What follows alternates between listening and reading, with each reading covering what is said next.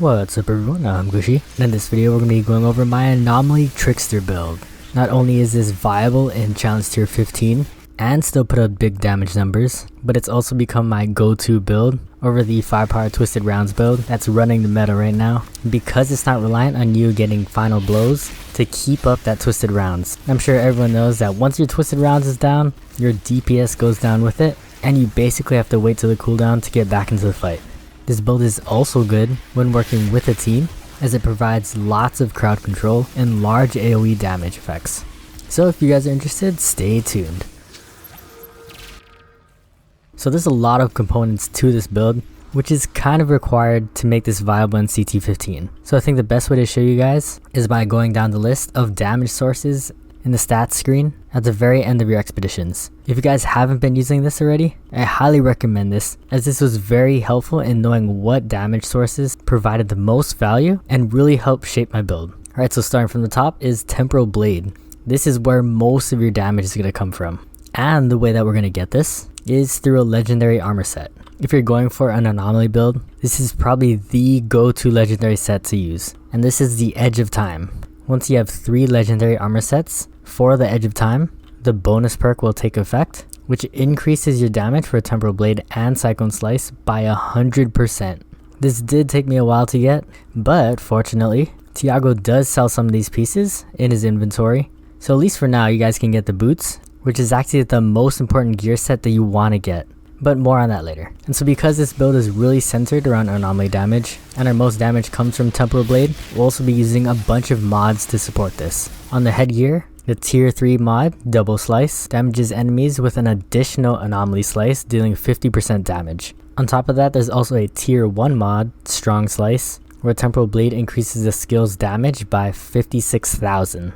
Next, to use it more often, we'll also be using Slasher, which will let you activate the skill one more time before triggering the cooldown. And then to make it even faster, we'll also be using the tier 1 mod Cut Loose to reduce the skill's cooldown by an extra 20%. So basically you want this up as fast as possible and doing as much damage as possible. And so another reason why we want to use this as many times as possible is because it synergizes perfectly with our third highest damage source, the mod Untamed Power. This mod states that using skills deals 42,000 damage to enemies within a 5-meter radius. But this number scales depending on how much Anomaly power you have. So check out this example. As seen before, the skill initially does 42,000 damage. However, after we activate some buffs, this number doubles all the way up to 84,000. And what's also great about this is that not only does this proc while using 1 out of your 3 skills, but it also procs when you use your melee attack. So all that increased cooldown is very important. Alright, next let's go back to the damage sources. The second highest in the list is Scrap Grenade. Again, this is another mod. This, along with the 4th in the list, Death Chains, are both mods on the gun I use. Scrap mod is a tier 3 perk, and it states that the first shot after reloading becomes an Anomaly projectile, dealing 226 damage in a 5-meter radius. Although this is a tier 3 mod, this is very accessible, as Tiago is also selling the gun, the Juggler,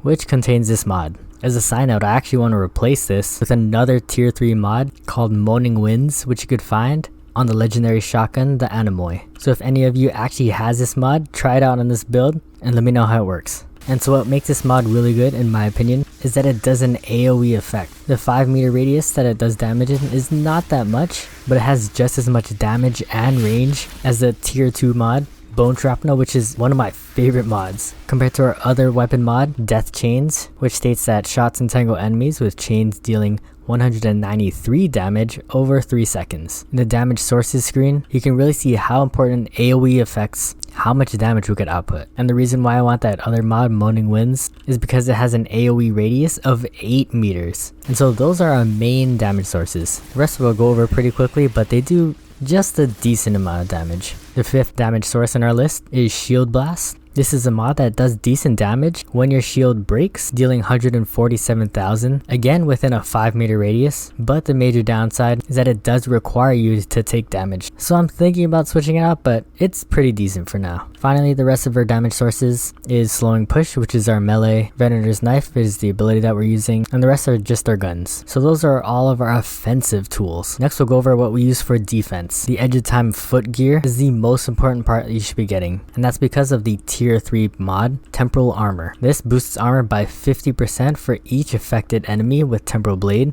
This lasts 8 seconds and can stack up to 8 times. And then for our second defensive mod, we have Emergency Stance, attain a golem protective for 4 seconds whenever your health drops below 30%.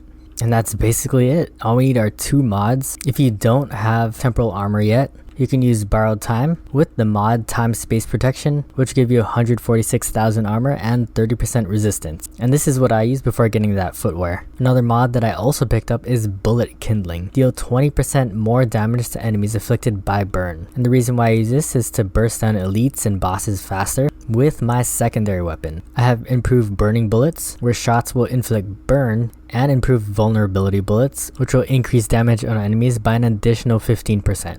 As for the passives on each gear piece, the stat you absolutely want to go for is obviously Anomaly Power. Next is Skills Life Leech. This is really important, as this is why we have only 2 defensive mods. As we do damage with any skill like Melee, Temporal Blade, Vendor's Knife, a portion of that damage will get back in health. And finally, the last stat we want to go for is cooldown reduction, so it could be using our abilities as many times as we can to proc that Untamed Power mod.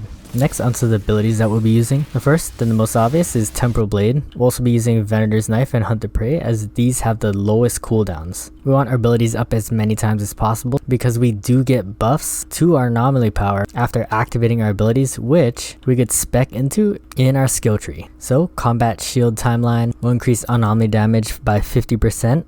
After activating a movement skill. Counter Shield increases our Anomaly Power by another 50% after using a Deception skill, and Anomaly Scything increases your Anomaly Power by 30% after activating a melee skill. For most of the other nodes, we'll just be taking Concentration to increase your Anomaly Power by 6%, and Life Transfer, which will increase your Skill Leech by 6%. Finally, the last node that we'll be looking at is Shield Readiness. This states that you will not be healed for each enemy that dies in close range, but instead your shield gain will be increased by an additional 20%. Since we'll be getting a lot of health back from our skill leech, I found this to be a pretty good option. Finally, let's go over the playstyle, because you do have to know the setup steps to stack all these buffs that you have.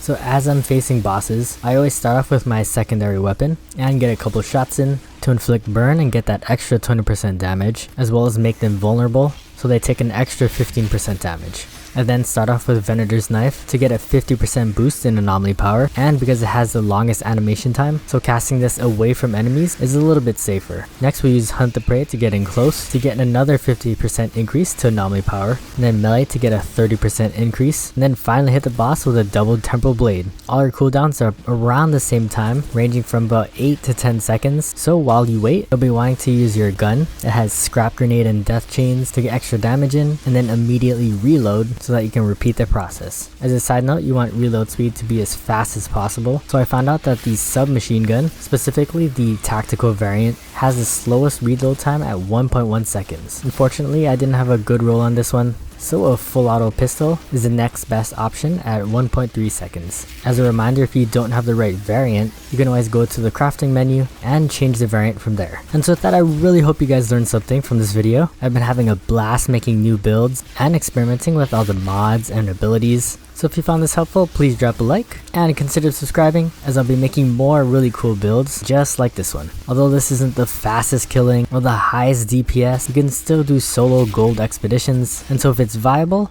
and fun, why not give it a try? I'll leave you guys with this gold CT15 solo run, and as always, thank you guys for watching.